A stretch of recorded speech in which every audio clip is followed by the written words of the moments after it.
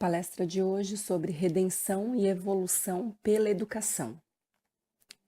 Nós definiremos então as palavras educação, que é o ato de educar, instruir, disciplinamento. Significa o meio em que os hábitos, costumes e valores de uma comunidade são transferidos de uma geração para outra. Ela vai se formando através de situações presenciadas e experiências vividas por cada indivíduo ao longo da sua vida. É o nível de cortesia, delicadeza e civilidade demonstrada por alguém e a sua capacidade de socialização. Redenção é o ato ou efeito de redimir. Significa libertação, salvação, reparo. Ato de resgatar. É livrar-se das penas. E evolução remete ao aperfeiçoamento, crescimento ou desenvolvimento. No Livro dos Espíritos, questões 776 até 785, nós podemos estudar. Estado natural é o estado primitivo, a infância da humanidade. É o ponto de partida do desenvolvimento intelectual e moral. O homem liberta-se dele pelo progresso e civilização. Ele não está destinado a viver para sempre neste estado, porque deve progredir sempre, até chegar à perfeição. Lei natural rege toda a humanidade e contribui para o seu progresso. O homem se aperfeiçoa à medida que compreende e pratica a lei. Na questão 365, os espíritos dizem que durante as diversas existências, o homem pode avançar mais em ciência, numa existência, e em outras existências ele pode avançar mais em moralidade. O homem se desenvolve naturalmente, mas os homens não progridem ao mesmo tempo, por isso, os mais avançados devem ajudar no progresso dos outros. Quando o homem compreende o bem e o mal através da inteligência, ele pode escolher. Assim, o livre-arbítrio aumenta a responsabilidade dos seus atos.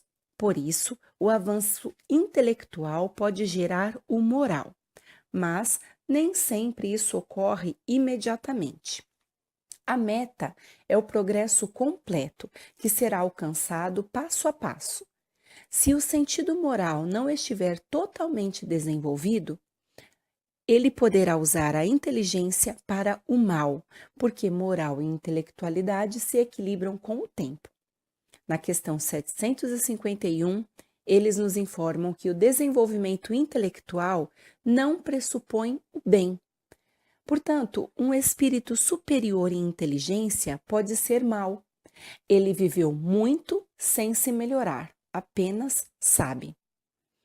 O homem não pode permanecer na ignorância. Ele se esclarece pela força das coisas.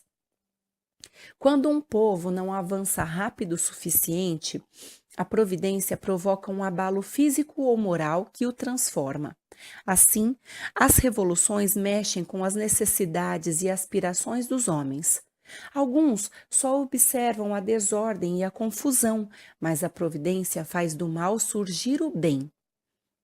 O homem avança quando compreende melhor o que é o mal e a cada dia corrige seus erros. Às vezes é preciso o mal chegar a extremos para fazer compreender a necessidade do bem e das reformas. O obstáculo do progresso moral é o orgulho e o egoísmo. O progresso intelectual avança sempre e dá ao orgulho e o egoísmo força duplicada, porque desenvolve a ambição e o amor às riquezas. Mas isso estimula o homem nas pesquisas que o esclarecem o seu espírito. Ele deve avançar em ciência e moralidade para alcançar o alto da escala evolutiva. Quanto mais o homem avança no presente, menos longas e difíceis serão as provas futuras. No livro Estudando o Evangelho, de Martins Peralva, nós podemos observar que a cultura desenvolve-se com as vidas sucessivas. Assim, Os gênios como Sócrates ou Leonardo da Vinci tiveram a mesma origem de todos os homens. Todos foram criados simples e ignorantes. Não existe favoritismo ou privilégios na lei.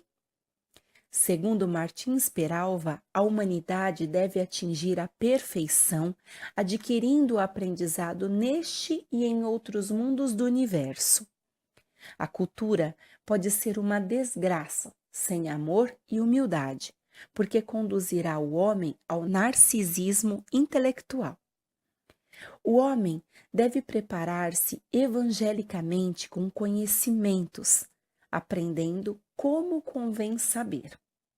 Nunca se encontrará alguém espiando por muito ter amado. Mas Martins Peralva ressalta: existem homens que muito erraram no passado. Quando estes espíritos que muito erraram em vidas pregressas reencarnam, eles podem ter que expiar estes erros que foram cometidos. Apesar de toda a intelectualidade que tiveram, eles não utilizaram a sua inteligência para produzir o bem.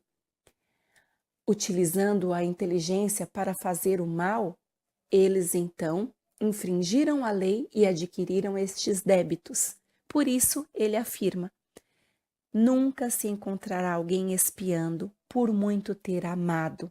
Nós precisamos, então, incentivar e nos esforçarmos para educarmos dentro da moralidade.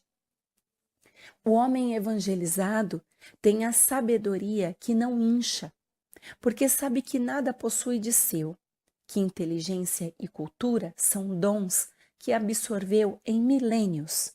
Sabe que reencarnações são novas existências reparadoras de aprimoramento. Sabe que com atos positivos no bem, neutralizamos os efeitos do mal nos desvios da inteligência e da cultura não evangelizada. Emmanuel, em Fonte Viva, nos afirma que a corrigenda é sempre rude e desagradável, mas resulta em conhecimentos, compreensão e justiça. Ele nos pede: não percam a oportunidade do aperfeiçoamento. A dor, o obstáculo e o trabalho são recursos de sublimação. Não sabem que são o templo de Deus e que o Espírito de Deus habita em vocês? Isso segundo Paulo, na primeira epístola aos Coríntios. O Espírito de Deus está em nós. O Espírito traz o gene da divindade. Deus está em nós, mas para que a luz divina se destaque, é necessário que os processos educativos da vida nos trabalhem. A vida também nos ensina. Só a grandeza espiritual consegue gerar a palavra equilibrada, o verbo sublime, a voz balsamizante. Educa e transformará a irracionalidade em inteligência, a inteligência em humanidade e a humanidade em angelitude. Educa para edificar o paraíso na terra. O Senhor habita em nós, então aperfeiçoemos a nossa vida a fim de manifestá-lo. Emmanuel ainda nos traz importantes frases no livro Palavras de Vida Eterna. Estamos orando a Deus para que não faça mal, para que faça o bem, segundo Paulo em 2 Coríntios. Se você não pode curar as chagas sociais, você pode ser honesto, apoiar os outros com a força moral do bom exemplo.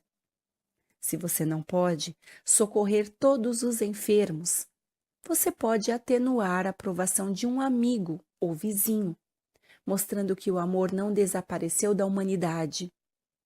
Se você não pode sanar as dificuldades da sua família, você pode ajudar um parente menos feliz e também cooperar na tranquilidade do seu lar. Não se afaste da cultura do bem. O Senhor não solicita o impossível. nós podemos melhorar de vida, dignificá-la em nós e em torno de nós. E a partir daí nós trazemos a reflexão de hoje. Meus irmãos, será que nós podemos auxiliar os nossos irmãos? Os irmãos que são os espíritos que nós recebemos em nossos lares, como nossos tutelados, como nossos filhos? Seria possível libertá-los, auxiliá-los na sua libertação, no seu desenvolvimento, através da instrução que nós oferecemos a eles? Nós podemos auxiliar na educação moral, dentro do lar, fazendo o evangelho no lar, mostrando a vida do Mestre Jesus. Nós podemos abrir as portas do nosso lar para Jesus ensinar os nossos filhos como serem pessoas de bem, pessoas valorosas, pessoas amorosas. Mas, dentro do lar, nós também podemos instruí-los através dos nossos exemplos, de pessoas que tentam seguir o Mestre Jesus, de pessoas que tentam se apoiar no bem, na honestidade, na generosidade, na fraternidade. Nós, como pais, e também os avós, que têm um papel fundamental dentro do lar, dentro da família. Muitas vezes nós podemos observar por aí, aos montes, pais que deveriam educar os seus filhos e se perdem em suas missões. Avós que poderiam estar auxiliando mais e que, por todo um contexto social, acreditam que devem lavar suas mãos em toda a educação dos seus netos.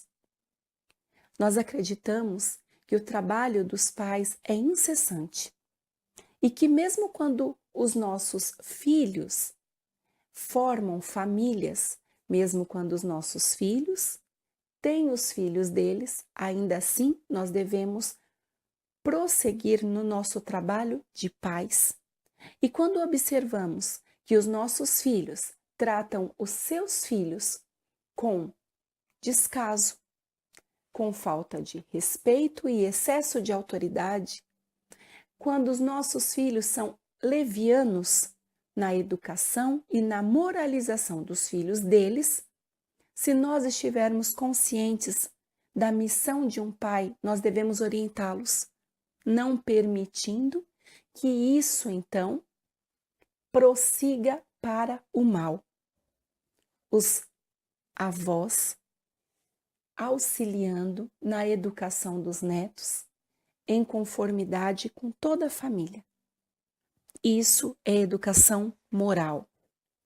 Nós devemos perceber as falhas, perceber onde estes tutelados devem ser melhorados, observar todas as influências que eles trazem de outras existências, todos os vícios do mal do seu caráter, para que possamos corrigi-los, estimulando as virtudes que eles tenham. Assim, trabalhando ativamente na nossa missão como pais e mães, para que eles possam se tornar homens e mulheres de bem. Fora do lar, participando da evangelização, onde pais e filhos se instruem com os ensinos do Mestre Jesus e a doutrina dos Espíritos.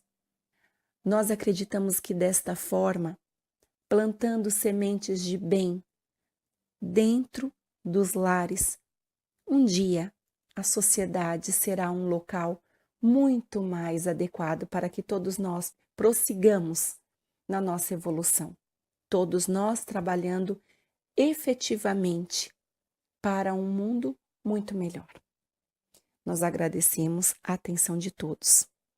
Agradecemos a Deus, nosso Pai, e a Jesus, nosso Mestre, pela abençoada oportunidade de trabalhar na seara do Mestre Jesus.